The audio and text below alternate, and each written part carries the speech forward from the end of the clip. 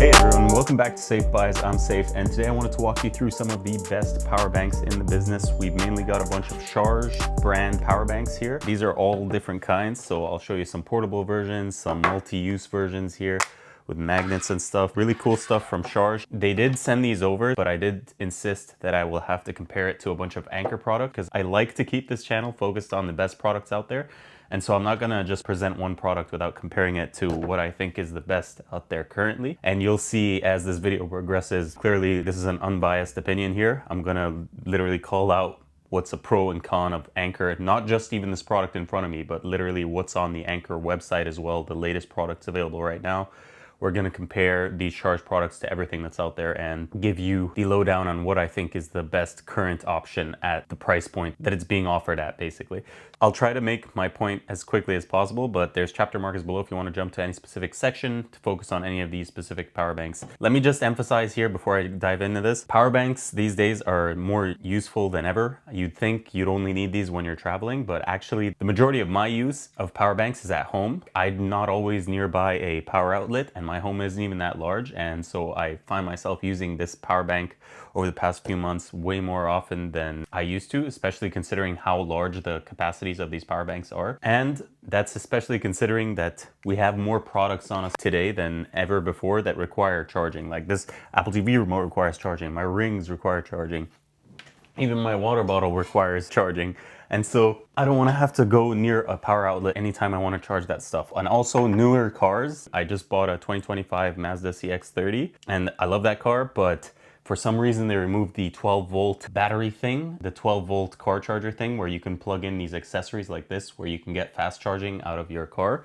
Instead, they replaced it with just two USB-C ports in the center console of the car, and those only charge at like a max rate of 20 watts or something like that, whereas these ones go up all the way to like 165 watts. So granted, I have nowhere to plug this in my new car, and I think a lot of new cars won't be having that. That's another reason why you might want to have a power bank in the car to fast charge your laptop, your iPad, or any other devices in there. And it does have a wireless charging pad too, but I'm not about wireless charging. If I'm low on charge and I want to charge my phone, I want it to be charged quickly. I don't want to have to wait a long time and do wireless charging when I'm on the move. Wireless charging is perfect for the bedroom for overnight charging, but outside of that, I don't really see the point of wireless charging when wired charging is so much faster. So with that out of the way, we'll dive into what I think is the best, smallest charger here, and that is compared to everything else out there. I have compared this to a bunch of other offerings during my research phase, and what makes this one the best is called the Charge Flow Mini. It's not only extremely cheap, it's a great value for the amount you're gonna have to pay, it's also very versatile. So you've got the main port up here where you can plug this straight into your phone.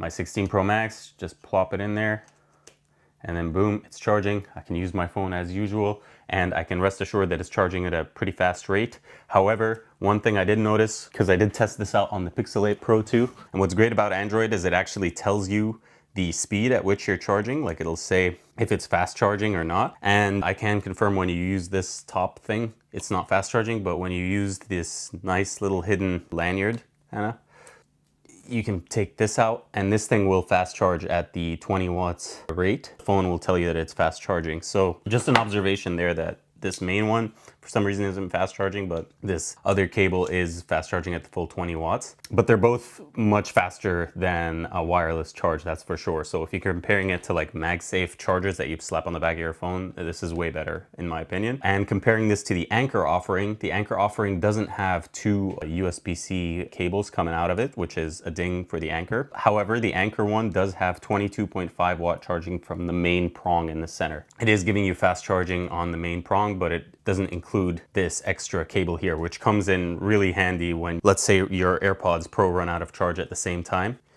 You can do that without issue using this Charge Flow Mini compared to the Anker one, for example, because you always have that cable attached. And I do really like the power banks out there that have a cable attached to them, because when you don't include the cable attached, it's really a matter of like, am I going to be carrying a USB-C cable on me at all times? That's another thing that you could potentially forget. Whereas this, it's all inclusive. You got two wires, two ways to charge devices out of it. Just plop it in your pocket and it's amazing. And just one more thing about the Charge Flow Mini here that makes it like the best small power bank in the business is this is USB-C here, but if you wanted to, you could remove that with relative ease and replace it with, they include this in the box, a lightning version. So I remember bringing this to my parents in Egypt, and I thought they had all USB-C iPhones, but my mom didn't. She had a lightning, and so I had to bring back that Anker mini that I bought her. Whereas if I had just bought this, we would have had that lightning port there. There's the odd few devices still in my home that are lightning, like the Apple TV remote. Boom, can charge that without issue. And of course, for some reason, the AirPods Max, if you haven't upgraded to your AirPods Max recently, that is also still lightning. Having this for those devices in a pinch is very useful. Charge Flow Mini, can't recommend this enough. I can show you here, I can charge the mics that I'm using to record this video. This is a charging pouch for those mics. I can charge my Sonos Roam, for example. Just slap it on there on the back. And now you can listen to music while you're out and about and not have to worry about charge. Also, pretty cool, we got the Ultra Human Ring Air here, for example. Just charge it up like so. Again, there's never been a time where we have more devices on us that require charging. I got my Kindle Scribe here too. Just charge that. You got your PlayStation DualSense Edge remotes. And I'm not always gonna be near a power outlet. So just having these around the home, having power banks around the home is very useful, I find. So that's the Sharge Flow Mini, the best small power bank charger, especially considering the price. It's 5,000 milliamp hours. And it's giving you up to 20-watt fast charging out of this cable here. Honestly, yeah, this is my favorite charger for 2025 so far at this size. Next, we're gonna jump into one of the cooler looking things here. This is the Sharge Pouch, and this is a 10,000 milliamp hour battery with a twist, because number one, it comes with this super premium round, silky smooth cable here, which can protect literally the USB-C ports on it by twisting this. It's not the best twist mechanism, I'm not gonna lie, it's kind of finicky, but anyway, you can cover it like that. You can cover the USB-C ports. Personally, I just prefer to have always at the ready, always just exposed like that, the cables. Anyway, you got it like this, you can carry it like that. I do wish the cables weren't dangling like this. However, what's cool about this, it's got a magnet here, and so you can literally use this as a 55-watt charger. And by the way, this is extremely small. I don't know how to show you the smallness. Here's a Pixel 8 Pro. That's how small this charging brick is, and it's literally pumping out 55 watts of charge. And not only that, the prong thing is exposed like that, and if you got it attached to your power bank, it'll charge up your power bank. But regardless, if you don't, you can use it to charge up anything at 55 watts charging, and then it came with a bunch of adapters. So here, you got UK, you got one that will work in Egypt, for example. You got every variant here can literally be attached to this 55-watt charger that comes included with the Sharge Pouch.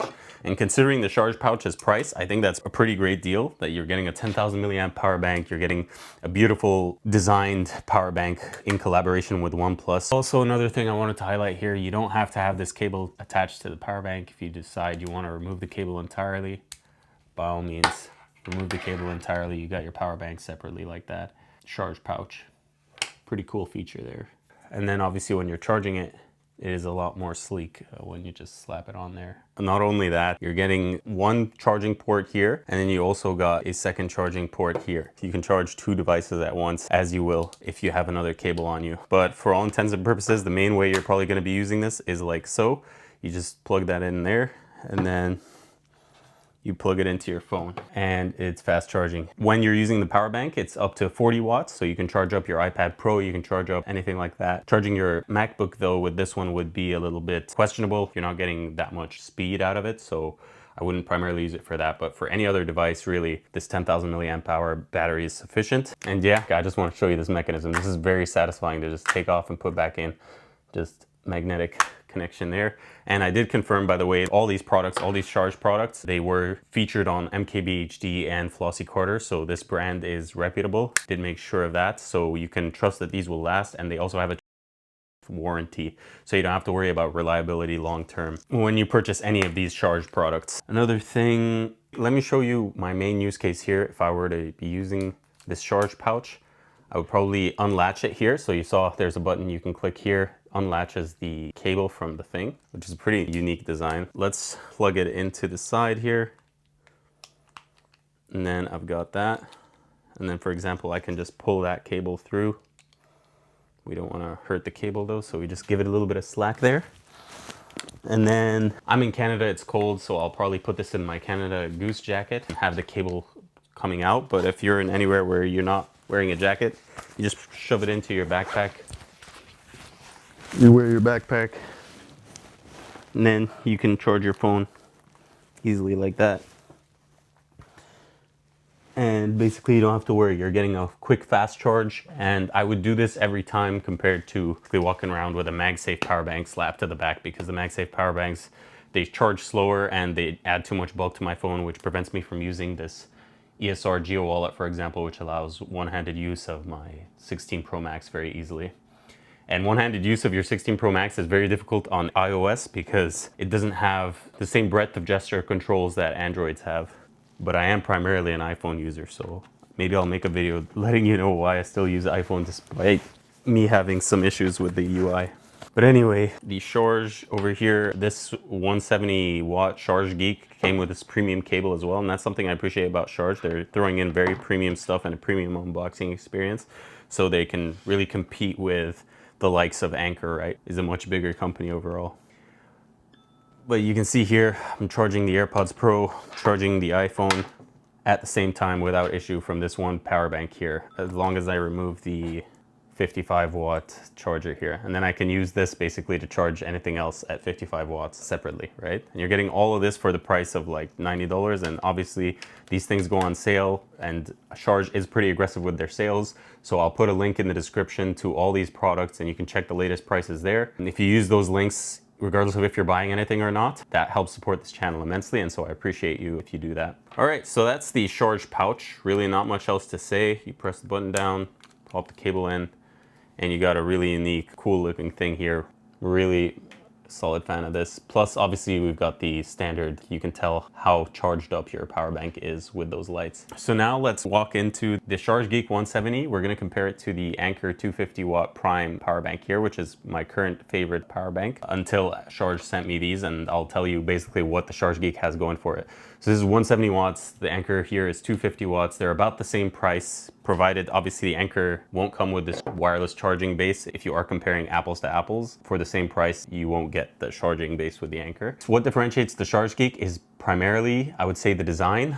So it looks a lot wilder, like you can see the insides of it, you can see all the technology there, and a lot of people might be more inclined to the looks of this one.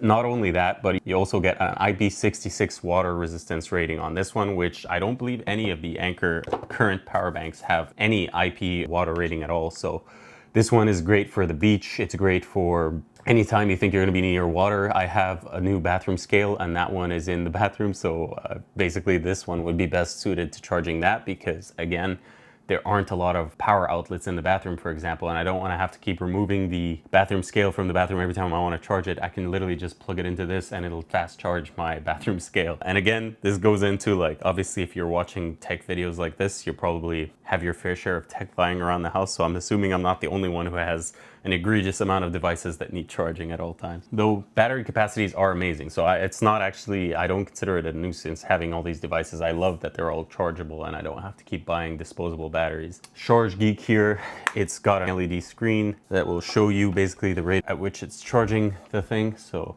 this is the AirPods Pro.